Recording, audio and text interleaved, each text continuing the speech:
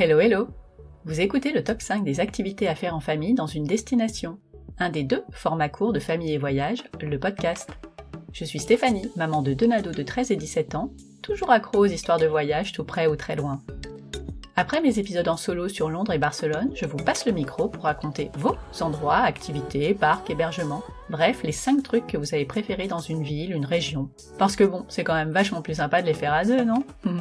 Dans ce format court, on va donc à l'essentiel et on vous donne 2-3 tips pour y aller, se déplacer et où manger, évidemment. Vous le savez, impossible de parler voyage sans gastronomie, donc les bonnes adresses, je les prends aussi. Après l'épisode, n'oubliez pas de vous abonner sur Apple Podcasts, Spotify ou votre plateforme d'écoute préférée. Bah oui, ce serait dommage de rater toutes ces bonnes idées pour vos prochaines vacances. Et si en plus vous avez envie de me laisser un petit commentaire, faites-vous plaisir. Allez, c'est parti pour le top 5 de Laura à Majorque. Hello Laura! Salut Stéphanie. Comment ça va? Eh ben ça va très bien, écoute, on est bien. Où est-ce que tu te trouves aujourd'hui? Alors moi je me trouve à Grenoble, dans le centre-ville plus particulièrement, et je peux un petit peu observer les montagnes de chez moi. Mais aujourd'hui c'est brumeux donc on les voit pas trop, elles sont cachées, ce qui m'amuse beaucoup. Mais au moins tu sais qu'elles sont là. Oui, elles sont là. Ah c'est cool. Ouais, ça donne chouette. envie. Bon, avant de partir, pas du tout à la montagne en l'occurrence. Non, pas du tout. Ah, un petit peu d'une certaine manière, on verra. C'est pas les mêmes. C'est pas les mêmes.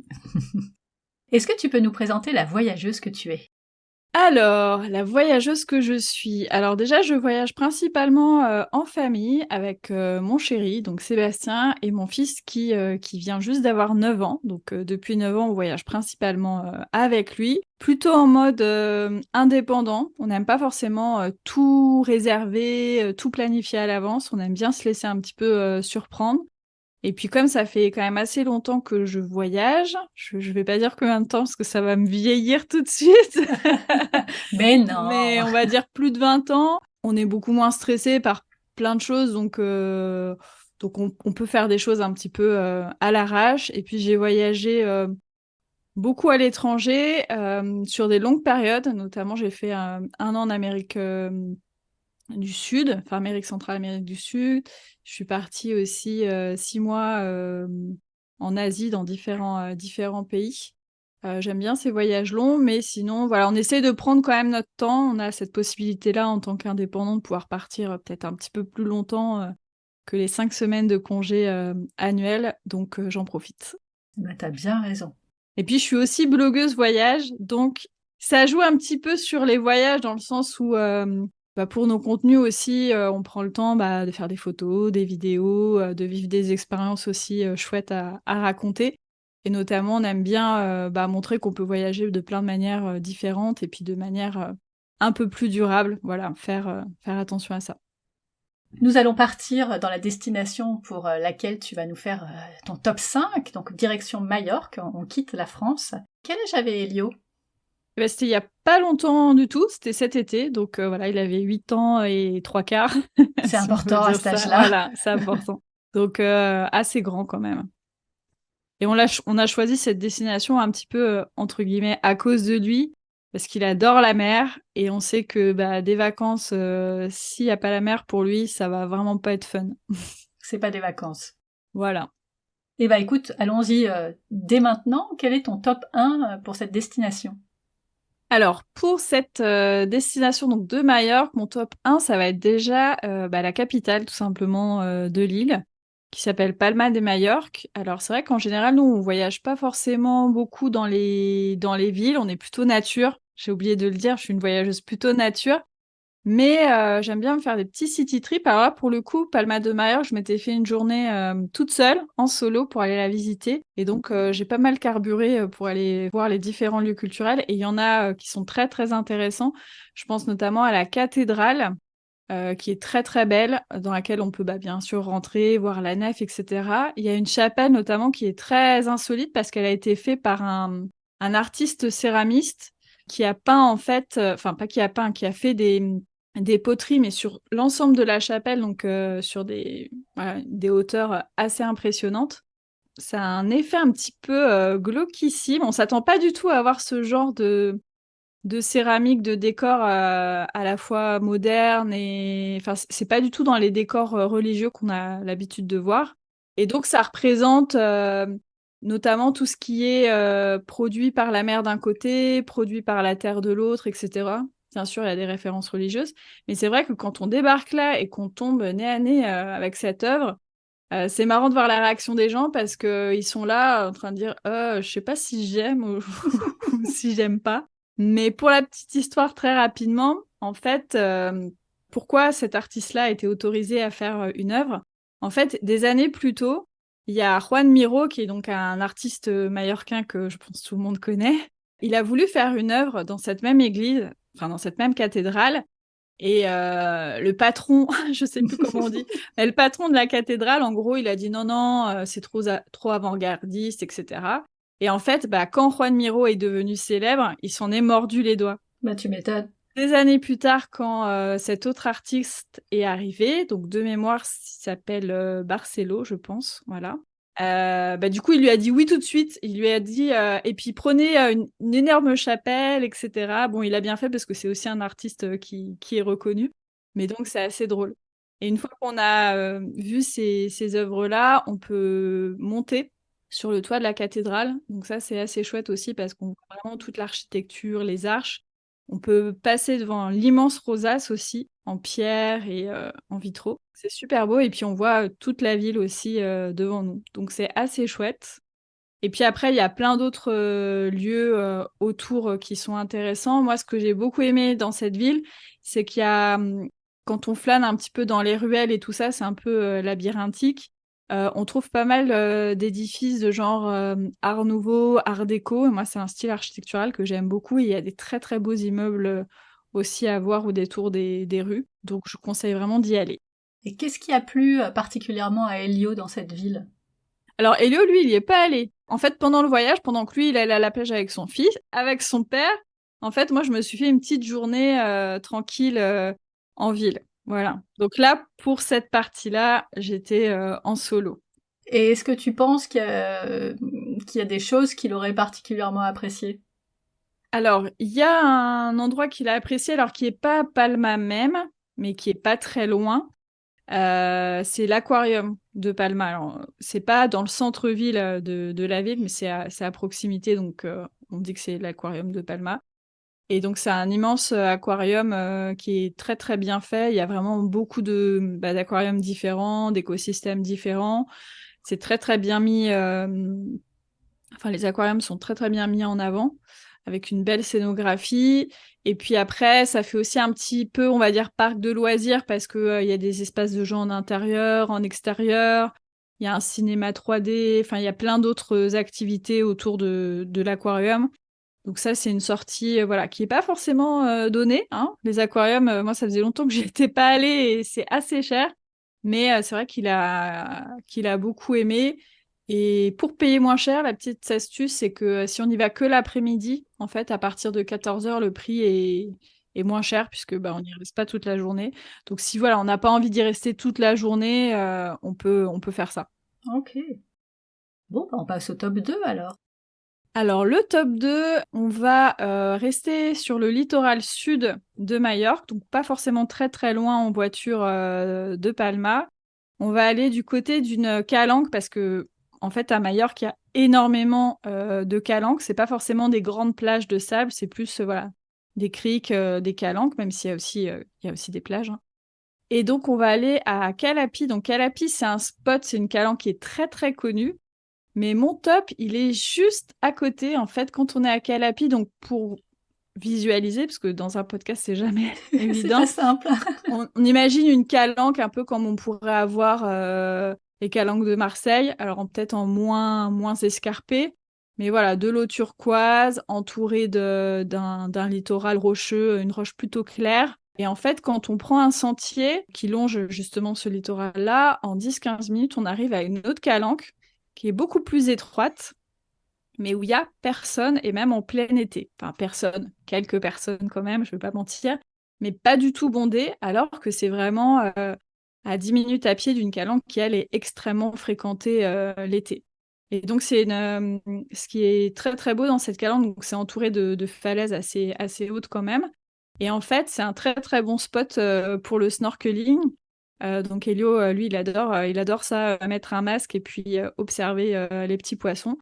Et donc c'est parfait. En plus, l'eau, elle est très, très bonne à cette époque de l'année. Les courants, c'est plutôt tranquille, hein. Dans les Baléares, en général, c'est calme.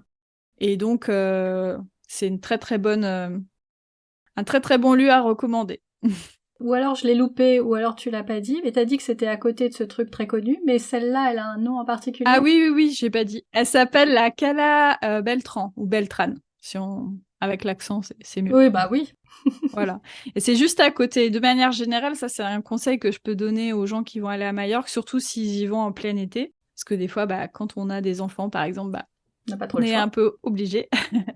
C'est toujours, bah, même s'il y a une calanque un peu connue, c'est d'essayer de voir à côté, par exemple sur Google Maps ou sur une carte, s'il n'y a pas d'autres calanques à proximité. Et des fois, en marchant juste 15 minutes ou 30 minutes, eh ben, on a des endroits qui sont des fois quasiment déserts, même en plein été. Donc, des fois, ça vaut le coup de marcher un petit peu. Tout à fait. Bon, bah, on peut passer au top 3. Quel est ton top 3 à Majorque? Pour le top 3, on va aller plus au nord et plus particulièrement sur la côte ouest. Alors moi, j'ai beaucoup aimé toute la partie ouest de l'île parce que c'est une partie qui est beaucoup plus montagneuse.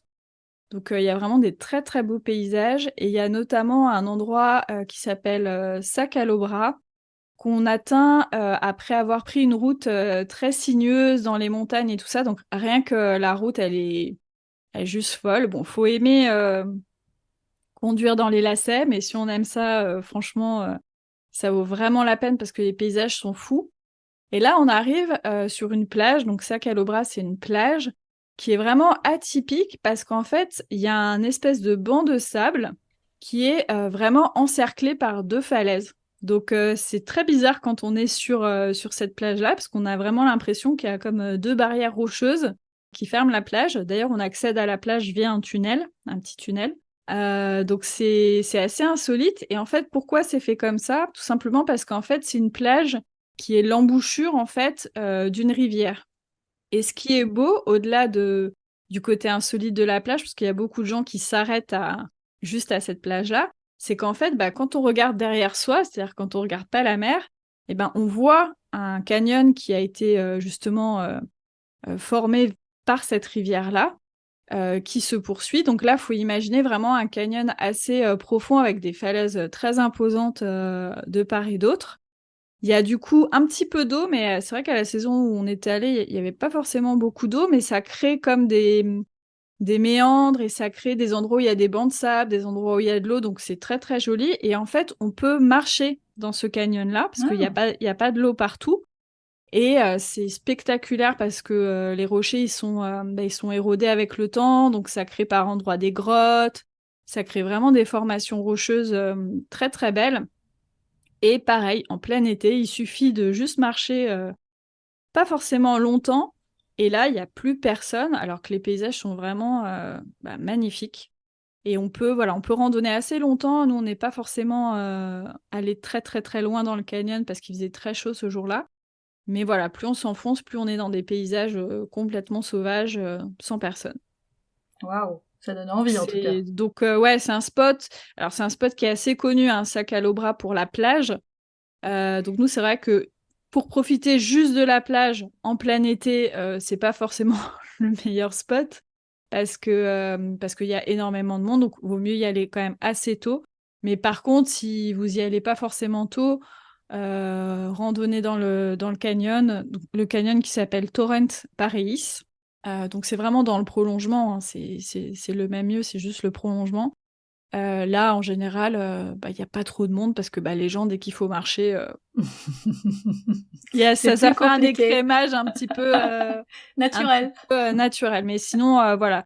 De toute manière, en plein été, sur les spots qui sont quand même assez connus, vaut mieux y aller très tôt le matin ou plus tard le soir. Et si jamais vous voulez vous baigner, ce que je vous conseille, c'est de reprendre un petit peu la voiture pendant 10 minutes, donc c'est pas très loin, et d'aller à la Cala Tuent. Donc là, c'est une plage plutôt de galets, qui est ouverte, hein, donc il y a vraiment de la place et qui est beaucoup moins fréquentée, alors qu'elle est très accessible, hein, on peut se garer pour le coup à proximité sans problème. Et le décor, quand on se baigne, il est incroyable parce que en fait, il y a des montagnes en arrière-plan magnifiques. Donc franchement, ça vaut vraiment, vraiment le coup aussi d'aller se baigner là-bas. Si seulement on pouvait y aller là maintenant. Ça donne envie, hein. C'est ça. En y repensant, c'est quand même chouette. Bon. Eh bien, on passe à ton top 4. Alors, on va rester plutôt dans l'ouest, mais on va aller encore un peu plus au nord. Et on va aller au Cap Formentor. Donc, le Cap Formentor, c'est une sorte de péninsule voilà, qui s'étire un petit peu dans la mer, aussi montagneuse. Moi, c'est vrai que j'aime bien le relief, donc forcément. Et donc, c'est une péninsule qu'on peut explorer de différentes manières. Donc, soit à vélo, à pied par endroit, faire toute la péninsule à pied, c'est assez long et je suis pas sûre qu'il y ait des sentiers qui fassent vraiment tout le tour.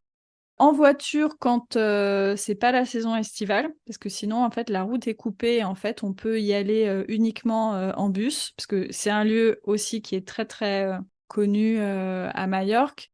Mais par contre, ce que je trouve bien, c'est que justement, l'été, ils ont mis en place des restrictions qui font que on a juste à prendre du coup un bus spécial qui peut nous arrêter à différents endroits de cette péninsule. Donc il y a des endroits, par exemple, il y a une plage paradisiaque, la plage de Formentor, pareil, eau turquoise, super cadre avec justement ces falaises assez impressionnantes.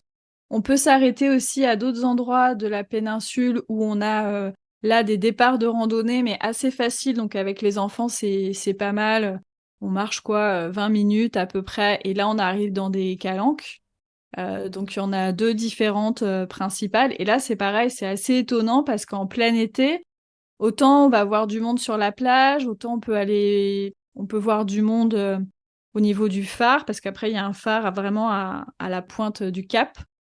Autant dans les calanques, on a vu très très peu de monde. Donc, et les paysages, pareil, sont incroyables.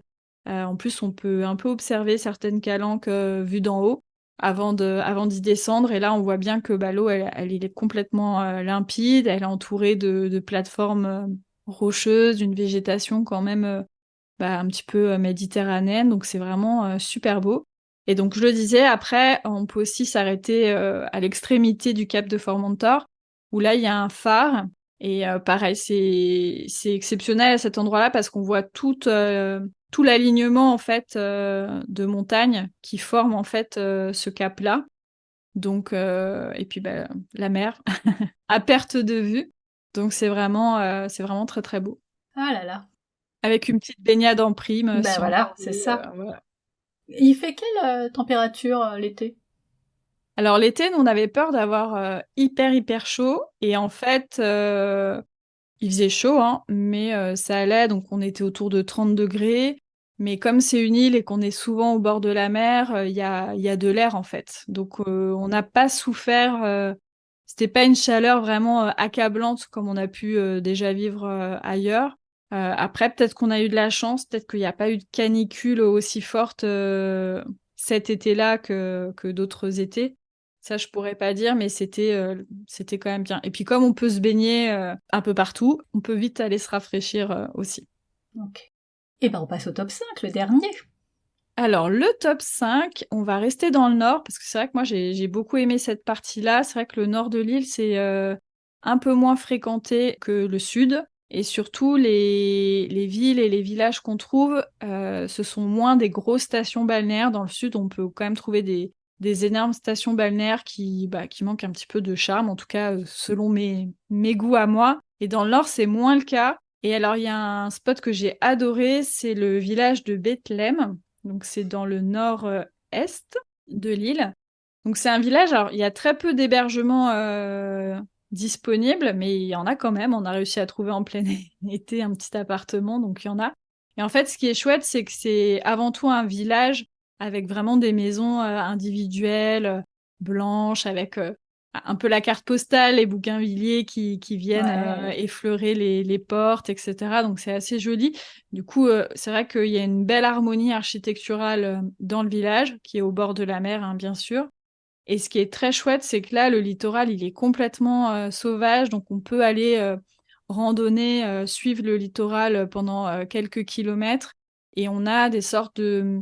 La côte, elle est vraiment bien découpée, érodée, avec une couleur un petit peu ocre. Là, c'est un petit peu plus, ouais, un petit peu plus foncé que d'autres endroits de Majorque. Donc ça crée vraiment des paysages spectaculaires, ça crée des anses comme ça qui sont grignotées en fait par la mer. À certains endroits, on peut aller se baigner.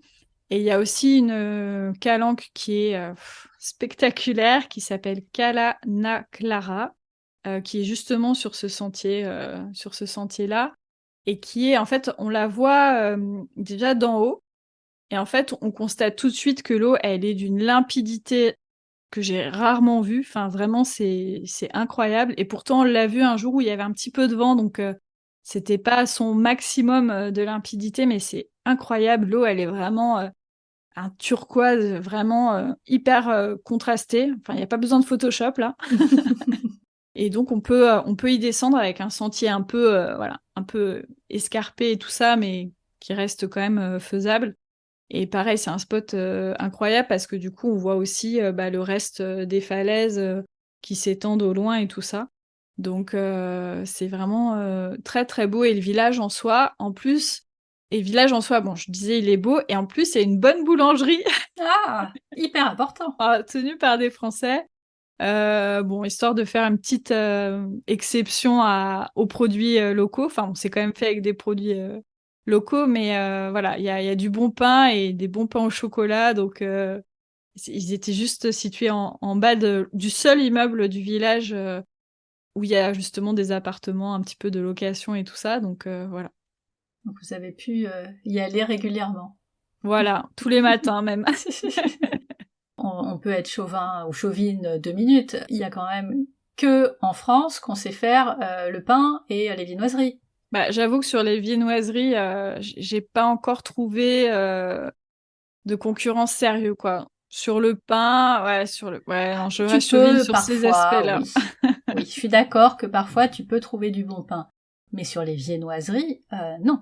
Il faut que ce soit des Français installés ailleurs pour qu'on ait de bonnes viennoiseries. C'est pas grave, Faut mais avoir du c'est une bon beurre, réalité. voilà. Faut pas lésiner sur le beurre, c'est le secret. C'est ça. Oui, et souvent, ce que m'expliquait la boulangère, donc qui est d'origine française, c'est que souvent les viennoiseries qui sont faites en Espagne, en fait, elles sont pas faites à base de beurre, elles sont faites avec de la margarine. Mais non, Et enfin, ça change le goût, quoi. Nous, on est habitués au beurre, donc ah on aime ça. bah ouais, puis en fait ça peut pas fonctionner si c'est pas du beurre, c'est pas bon. Après quand on est habitué, Voilà, c'est selon hmm, nos goûts, quoi, mais ouais c'est c'est ça. vrai. Ah là là, c'est non mais je suis à fond sur le local, j'adore goûter les spécialités partout où je vais. Mais sur le pain et les viennoiseries, je peux être assez compliquée. J'aime trop ça quoi en fait.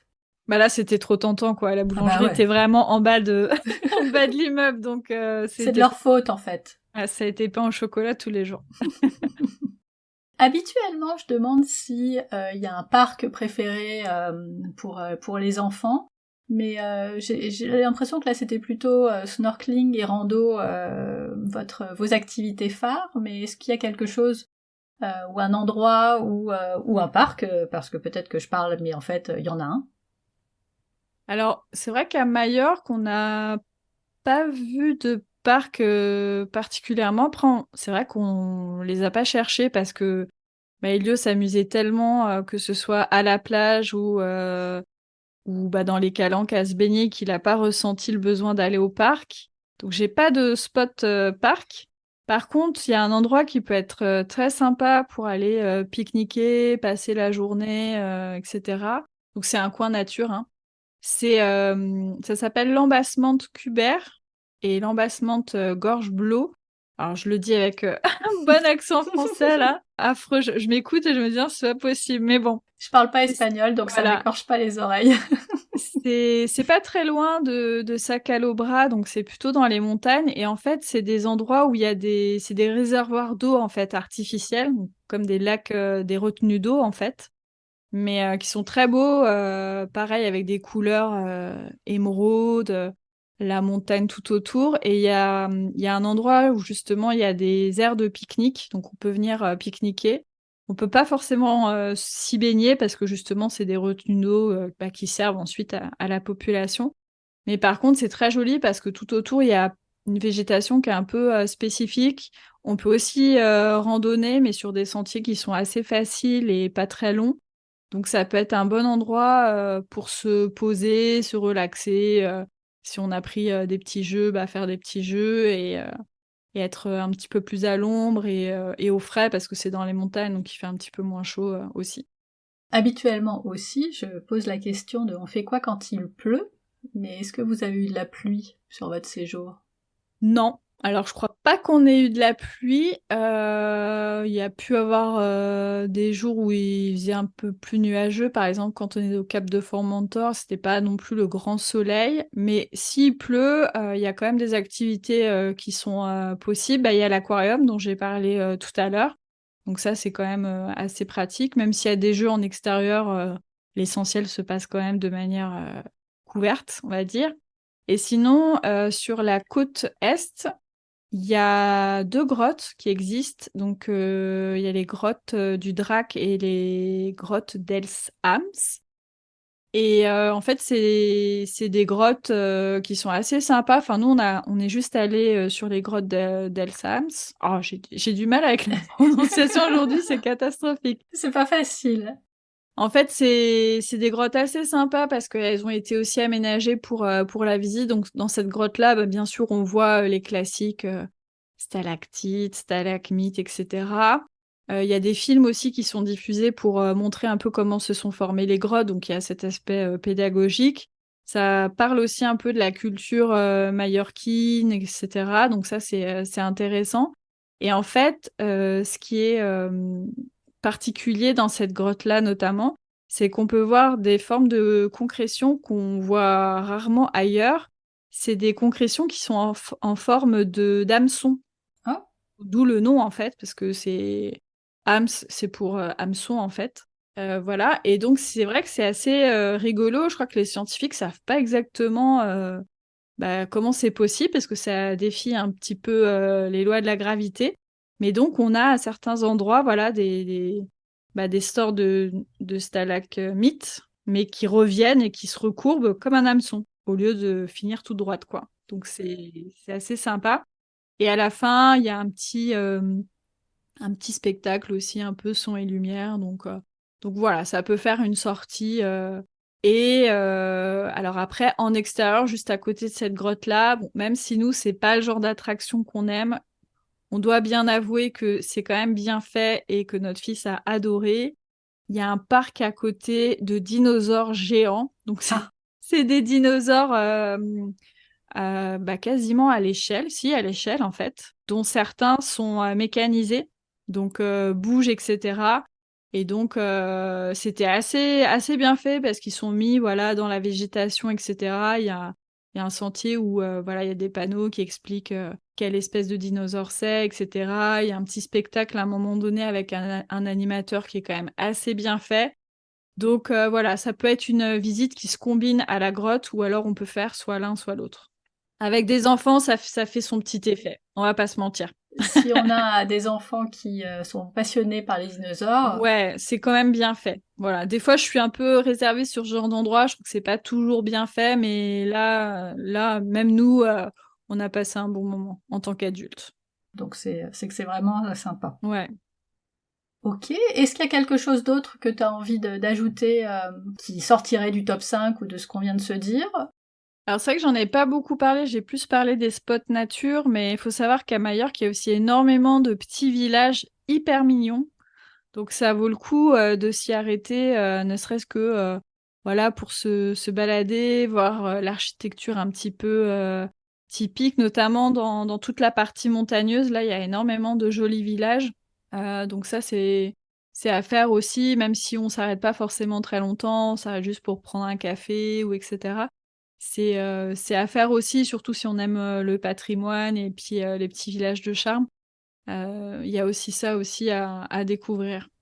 Ok, ah bah c'est cool parce que moi j'aime bien les petits villages aussi. Ouais, mais il y en a quand même pas mal. C'est assez joli, ouais.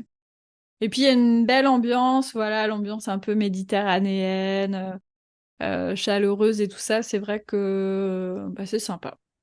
Quel a été le coup de cœur d'Elio? Qu'est-ce qu'il a préféré dans ce séjour? Alors je sais pas s'il a préféré un lieu plutôt qu'un autre. Lui, de toute façon, dès qu'il y a de l'eau, Ouais, c'est ce que un j'allais peu dire. chaude et C'est tout ça, ça. c'est nager quoi, Ouais, être dans l'eau. si je pense qu'il a quand même bien aimé une plage qui est au nord. C'est vraiment la plage principale. C'est une plage qui s'étend sur plusieurs kilomètres tout au nord de l'île, autour d'Alcúdia et toutes ces villes-là.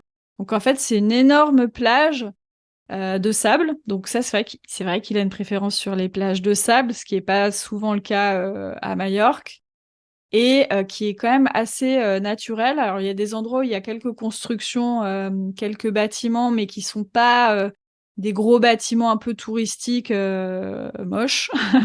Ça reste Soyons quand même, clairs. voilà, ça reste assez joli, même si c'est un peu urbain.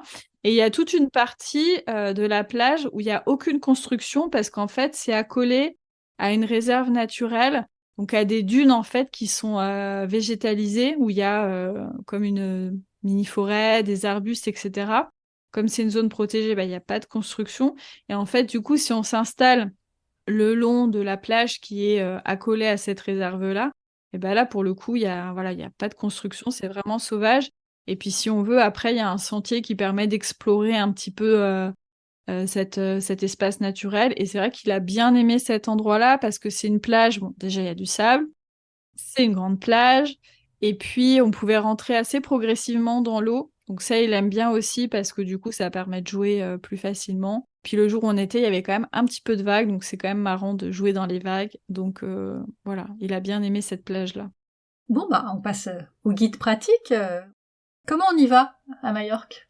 Alors, on y va, bon, classiquement, j'ai envie de dire en avion, c'est assez simple, hein, c'est une destination qui est quand même bien touristique, donc il y a énormément de propositions.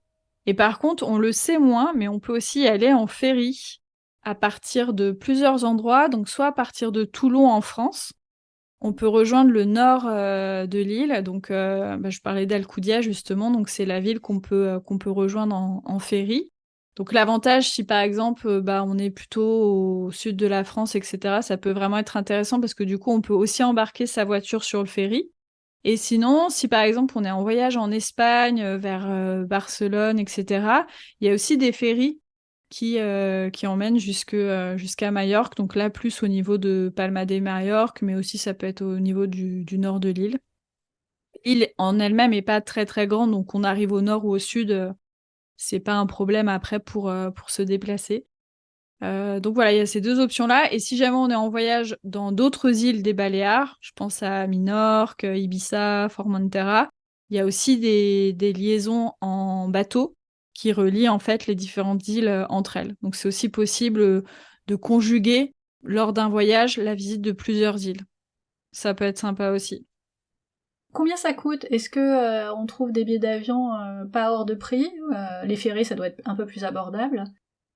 Alors, pour les ferries, moi j'ai vu des billets à partir de 30 euros, mais ça dépend si on a un véhicule, si, etc. Mais voilà, il peut y avoir, puis de la saison surtout, hein, parce que c'est ça qui va beaucoup faire changer les prix.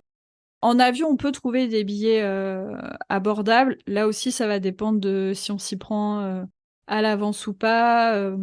Je sais plus combien on avait payé, mais nous, on était en pleine saison, puis on s'était un peu décidé à la dernière minute. Donc, je sais Oui, pas si c'est donc tu très prends ce qu'il y a. représentatif.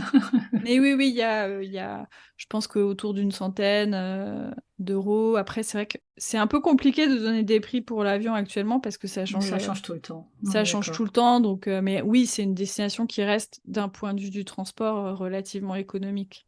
Et sur place, la vie est chère ou pas? Sur place, non, la vie est pas extrêmement chère. Ouais, les courses, j'ai envie de dire, c'est assez classique. Les prix, enfin, en tout cas, il n'y a rien qui m'ait choqué. Voilà, c'est assez classique. Les restaurants, on peut manger pour pas cher aussi. Tout dépend le type de restaurant où on va, non, c'est une destination qui est pas hors de prix, non. Mais qui est pas non plus. Je pense que c'est à peu près les mêmes prix qu'en France. Peut-être pour les restos, il y a moyen de s'en sortir un peu moins cher, je pense. Mais et puis sur l'hébergement, non, on n'avait vraiment pas payé cher. Pareil, là, ça dépend. Il y a une gamme d'hébergements qui est vraiment diverse et variée. Il y en a pour tous les goûts. Ouais, il y en a pour tous les goûts, pour tous les budgets. Voilà, nous, on avait loué plusieurs appartements. On a même loué une maison entière en plein milieu de la campagne. Et là, pour le coup, c'était pas cher du tout parce que c'était en dehors des sentiers battus, j'ai envie de dire, en dehors des grandes zones touristiques. Et on avait une maison en plein milieu de la campagne, rien que pour nous. Enfin, c'était top, quoi. Donc, il y a vraiment moyen de trouver des choses qui sont vraiment pas chères du tout, quoi. Sur place, le plus simple, j'imagine, c'est de louer une voiture. Alors, ça reste toujours plus simple d'avoir une voiture, surtout si on veut visiter plusieurs spots dans la même journée, en mode un peu itinérance. C'est sûr que c'est plus simple. Après, Majorque, ça peut très bien se faire aussi sans voiture. Avec le bus. Ouais, il y a énormément d'endroits qui sont desservis, même des lieux naturels, etc. Donc c'est aussi possible. Après, c'est voilà, à chaque fois pour le bus, ça demande de vérifier les horaires, etc. Donc si on veut, par exemple, visiter un spot par jour, prendre son temps, etc., c'est tout à fait possible. Notamment, tout le littoral sud, là, il est relié, il est en bus. Donc même si, par exemple, on a une voiture de location, ça peut valoir le coup, par exemple, d'aller à Palma de Majorque sans voiture en prenant un bus, parce que après, pour se garer, ça risque d'être un peu compliqué. Et puis oui, il y a beaucoup, beaucoup de lieux qui sont desservis en bus, donc à voir. Vous avez, tu viens de le dire, pris des hébergements à différents endroits. Donc plutôt que de te demander où est-ce qu'il faut séjourner, puisque ça dépend où on va en fait, quel a été votre hébergement préféré? Est-ce que c'est cette maison justement, ou est-ce que c'est un autre? Alors nous, on a eu 3 hébergements différents. On en a eu un dans le sud pour vraiment pouvoir rayonner dans le sud. Nous, souvent, ce qu'on aime, c'est voilà, prendre un hébergement pour plusieurs jours et puis rayonner autour plutôt que de changer d'hébergement tous les jours. Là, c'était dans une station balnéaire, donc même si c'était très pratique, etc., qu'on pouvait aller à la plage à pied et tout, ça manquait forcément un peu de charme par rapport à nos goûts. Mais Elio a adoré parce que justement, t'as t'as la plage à côté. Après, on est allé plus dans les terres, donc dans cette maison. Donc c'était une maison typiquement mallorquine, petite maison. On avait une petite piscine gonflable, donc en fait, Elio, quand il est arrivé, il a dit mais c'est le paradis ici parce que c'est vrai qu'on avait une maison entourée complètement de nature avec vue sur les montagnes au loin et puis il y avait quand même un endroit pour se baigner, donc je pense que cet hébergement-là, on l'a beaucoup aimé aussi. C'était hyper agréable le matin de prendre le petit déjeuner sur la terrasse et puis d'être dans la nature. Et puis après, le dernier hébergement, c'était un appartement donc au village de Bethléem. Et là, ouais, je pense que c'est difficile de départager les 2 derniers, mais on avait une vue incroyable sur le cap de Formentor parce qu'on était un peu en hauteur, donc on avait vraiment vue sur mer, vue sur toutes les falaises aux alentours. Et puis le village en lui-même était beau et on pouvait aller pareil se balader et accéder à la mer à pied en fait sans prendre la voiture. Donc je dirais que c'était quand même là, pas forcément pour l'hébergement en lui-même, même si l'appart était très bien fonctionnel et tout ça, mais plus pour le lieu, quoi. Est-ce qu'il y a eu un restaurant peut-être typique que vous avez particulièrement apprécié? Alors nous, à Majorque, on a très peu mangé au restaurant, voire, j'ai envie de dire peut-être pas du tout, je sais plus, mais on a très très peu mangé au restaurant parce qu'on avait toujours des hébergements avec cuisine. Et c'est vrai que nous, le soir, on aime bien être... Elio est pas fan de rester longtemps au resto. Bah oui, je comprends. Voilà, et puis le midi, c'était souvent plus pique-nique si on allait se balader et tout ça. Par contre, il y a un endroit où on est allé à Valdemossa, donc c'est un des beaux villages à visiter à Majorque, là dans les montagnes. Et on est allé boire un café au Barba Florida, qui fait aussi de la restauration. Et alors pourquoi j'en parle? C'est parce qu'ils font du café de spécialité, donc c'est-à-dire du très bon café. Moi, je suis une fan de café, donc c'est très important pour moi. Surtout que le café, des fois, en Espagne, il est servi avec du lait et tout ça, donc c'est pas toujours du très bon café, selon moi, hein. Selon mes exigences qui sont quand même assez hautes en la matière. Et donc, ce café fait du café de spécialité. On peut y boire notamment aussi du café qui est extrait par méthode douce, etc. Et puis, ils font aussi, c'est un endroit où on sent qu'il y a des valeurs, voilà, il y a des produits locaux de qualité, etc. Et puis, en plus, ils ont une terrasse sur la place du village qui est super sympa. Donc, je recommande cette adresse-là. Eh ben, c'est bien noté. Votre prochaine destination en famille? Bonne question. Alors, comme je disais, nous, on programme pas hyper longtemps à l'avance.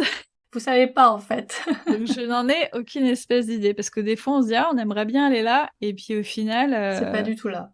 Non, des fois, c'est déjà arrivé qu'on programme un voyage la veille pour le lendemain. Enfin, on l'a fait il y a pas très longtemps. On s'est décidé le vendredi pour le samedi. Ah oui, pas mal. Ouais, bon là, c'était notre record, hein.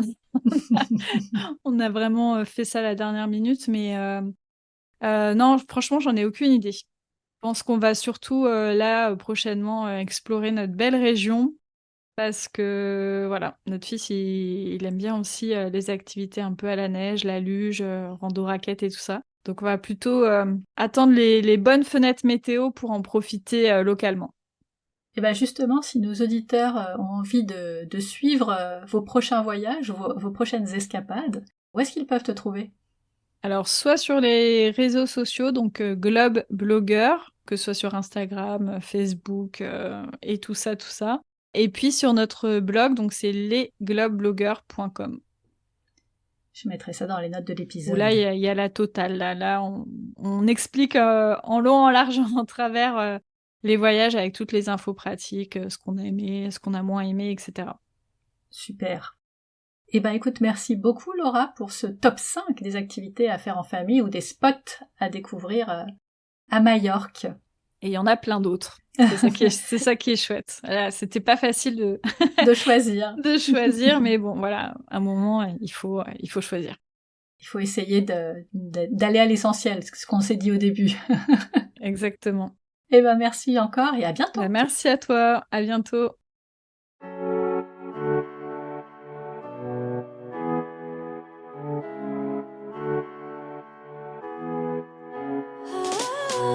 Voilà, c'est tout pour aujourd'hui. Merci d'avoir écouté jusqu'au bout. Si l'épisode vous a plu, dites-le moi sur Apple Podcasts, Spotify ou encore sur Instagram en me taguant à famillevoyage_blog.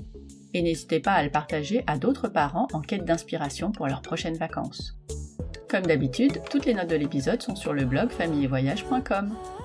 Si vous cherchez un autre épisode à écouter, plus de 100 épisodes entre conversations, top 5, galère ton voyage et mes reportages sont disponibles gratuitement sur le blog ou en vous abonnant sur la plateforme d'écoute que vous utilisez en ce moment.